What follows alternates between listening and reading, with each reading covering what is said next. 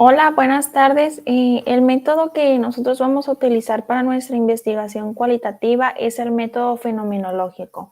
El equipo está integrado por Araceli López y una servidora, Alma Leiva. El método fenomenológico se fundamenta en el análisis de vivencias de acuerdo a una situación desde el punto de vista de otra persona. Esta perspectiva se encarga del estudio de la vertiente vida del ser humano y lo que no se puede medir. Para Husserl es un enfoque que quiere explicar la naturaleza de las cosas, la condición y la exactitud de los fenómenos. Busca saber todos los significados del contexto del fenómeno, entender la experiencia de los otros desde su dificultad. Dicho método estudia los estados de la conciencia por medio de tres elementos: lo real, o lo que se puede ver; en lo imaginario, lo que se viene a la mente; y lo ideal, lo que debería de ser. Un ejemplo es en el tema del bullying. Lo real, pues que desde la conciencia tú mismo lo estás percibiendo y lo estás viendo, que un alumno está violentando a otro, agrediéndolo. Lo imaginario, pues lo que se te viene a la mente, dices, no, esa persona puede ser violentada en su casa o puede tener el ejemplo de sus padres, por eso lo está haciendo. Y lo ideal, pues sería que reportar a ese alumno y que ese mismo alumno pida ayuda y le comente a su profesor y al psicólogo de su escuela para que lo puedan ayudar. Dentro de los principios teóricos del método, uno de los más sonados es la époge. La époge hace referencia a dejar entre paréntesis todo lo experimentado acerca de la situación que se va a estudiar.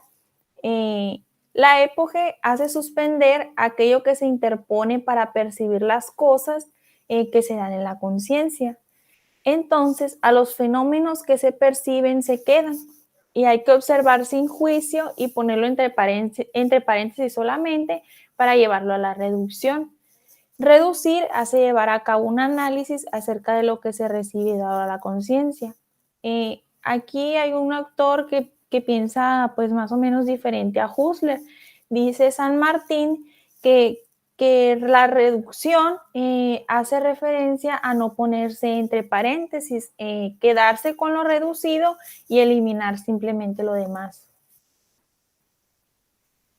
Entonces, el método fenomenológico que estudia, pues estudia fenómenos educativos. ¿Y para qué lo estudia? Para generar conocimiento preguntando por medio de la experiencia que ha tenido la persona de acuerdo al objeto de estudio. ¿Y cómo lo estudia? Pues la fenomenología se centra en la época, la conciencia y la experiencia. Entonces, se ve desde la conciencia de las personas que están participando en el fenómeno a partir de su experiencia.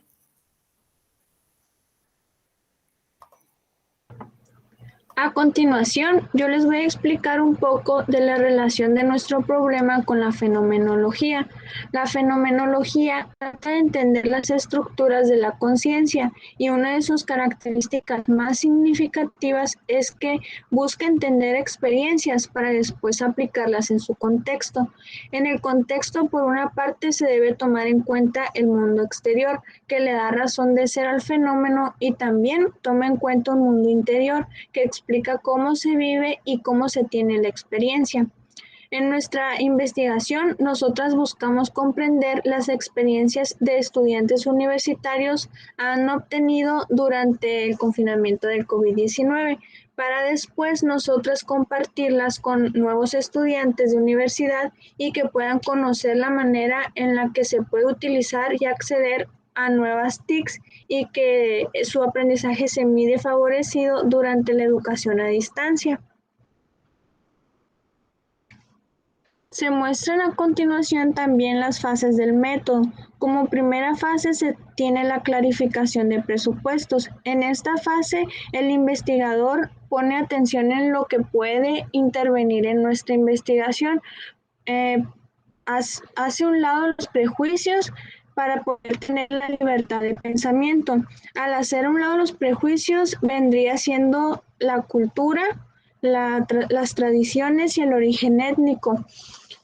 También en la segunda fase se recoge la experiencia vivida de la persona que se está analizando. Las experiencias se pueden obtener a partir de docentes, alumnos, padres de familia, etcétera. Al recoger las anécdotas de otras personas, es importante que se les mencione que expliquen su experiencia vivida como una narración, sin hacer uso de expresiones casuales o generalizaciones. En las entrevista y observación se obtiene la información de las personas acerca de sus experiencias vividas. En la fase 3 es reflexionar acerca de la experiencia vivida.